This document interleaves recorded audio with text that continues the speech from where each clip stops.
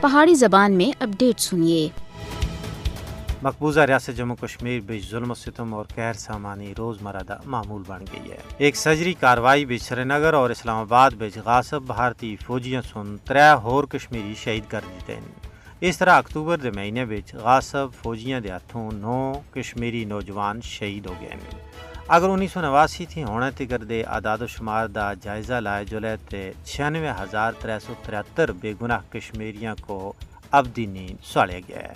غاصب بھارتی فوج اپنے زیر تسلط جموں کشمیر دے مختلف علاقوں بچ بے گناہ لوگوں کو گھروں باہر کڈ کے شناختی پریڈ دے بہانے تشدد دا نشانہ بنا رہی ہے۔ عزت ماواں پیڑاں دی ہرج عزت کیتی جا رہی ہے۔ غاصب فوج دی طرفوں چھاپے محاصرے جامع تلاشی اور مکانہ کو ساڑنا چاڑنا ایک معمولی بن گیا ہے۔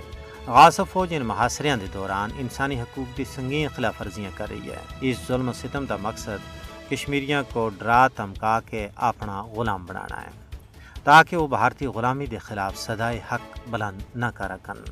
یہ سراسر کشمیریاں دی آزادی دی آواز کو چپ کرنا واسطے غاصب بھارتی حکومت دی انتقامی پالیسی ہے۔ مودی حکومت دے ظالمانہ اقدامات کشمیر بچ پہلا تھی خراب صورتحال کو مزید خراب کر رہے ہیں۔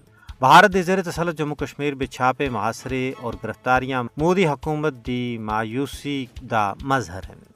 دوے پاسے کشمیر دے غیور آزادی پسند عوام تمام تر مشکلات دے باوجود آزادی دی جد و جہد کو اگے بڑھانے واسطے پرعزم ہیں۔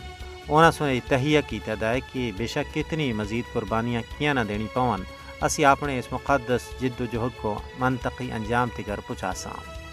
تجزیہ نگاران دا آخنا ہے کہ بھارتی غاصب حکومت کشمیر بھی ظلم و جبر دے ذریعے کسی بھی صورت بھی کامیاب نہ ہو اکسی کیاں کہ تاریخ گواہ ہے کہ ظلم و ستم دے ذریعے آج تکر دنیا بچ کوئی تحریک بھی دبائی نہیں جا سکی۔